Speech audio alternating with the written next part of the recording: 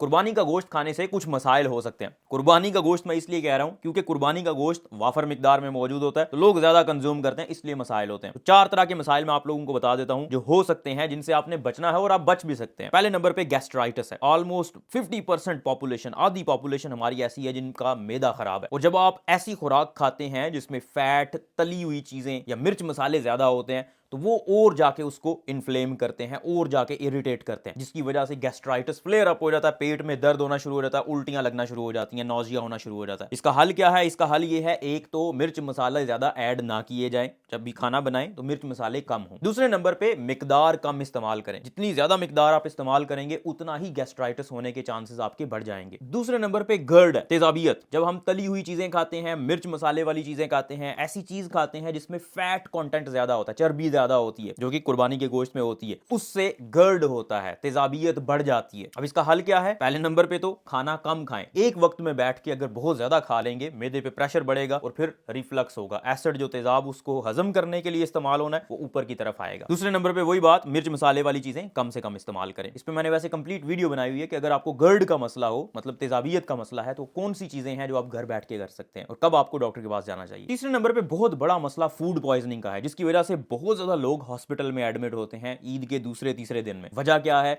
वजह यह है कि जो गोश्त होता है उसके ऊपर बहुत सारे जरासीम मौजूद होते हैं, और हर तरह के गोश्त पे जरासीम मौजूद होते हैं। अगर गोश्त को ठीक तरह से पकाया ना जाए, या फिर कच्चा गोश्त आप हैंडल कर रहे हैं और उस कच्चे गोश्त को हैंडल करके, मतलब आपने साफ किया या कुर्बानी किया, जैसा भी किया, और उसके बाद हाथ अच्छी तरह से धोए नहीं है और खाने वाली चीजों को हाथ लगाए हैं, किसी ने लगाए हैं और आपने वो चीज खा ली है, या फिर आपने खुद ही खाना शुरू कर दिया किसी चीज को, तो वो जो गंदे हाथ होंगे जरासीम वाले, उससे वो जरासीम चले जाएंगे आपके पेट के अंदर और फूड पॉइजनिंग कर देंगे। एक तो हाथों की सफाई का बहुत ख्याल रखना है आपने, और दूसरे नंबर पे अच्छी तरह खाना पकाना है। अगर अंडर कुक्ड होगा, ठीक तरह से पका नहीं हुआ, स्पेशली ये जो कलेजी वगैरह भूनते हैं, तो फूड पॉइजनिंग के बहुत बड़े चांसेस है। फूड पॉइजनिंग में होता क्या है? आपका पेट खराब हो जाता है, पेट में दर्द पड़ना शुरू हो जाता है, उल्टियां लगना शुरू हो जाती हैं और पोटियां लग जाती हैं, लूज मोशन लगना शुरू हो जाते हैं, और शदीद किस्म के लूज मोशन होते हैं, साथ में बुखार होना शुरू हो जाता है। ये सारी अलामात होती हैं फूड पॉइजनिंग। और फूड पॉइजनिंग अगर जरासीम की वजह से हुई है, इन जरासीम की वजह से जो गोश्त में मौजूद होते हैं, तो इसका इलाज फिर एंटीबायोटिक्स होता है, आपको डॉक्टर के पास जाना पड़ता है। चौथे नंबर पे कोलेस्ट्रॉल का मसला है। जिन लोगों को स्पेशली दिल के मसाइल हैं, ब्लड प्रेशर का मसला है, या उम्र वैसे ज्यादा है, उनमें कोलेस्ट्रॉल के बढ़ने के चांसेस ज्यादा हो जाते हैं, क्योंकि चर्बी जितनी ज्यादा आप इस्तेमाल करेंगे, कोलेस्ट्रॉल उतना बढ़ने का चांस बन जाएगा। रिकमेंडेशन क्या है, कितना गोश्त आप खा सकते हैं? ऑन एवरेज आप एक हफ्ते में 500 ग्राम, मतलब आधा किलो गोश्त आप खा सकते हैं। लेकिन ईद के दिनों में जब आप बहुत ज्यादा खाएंगे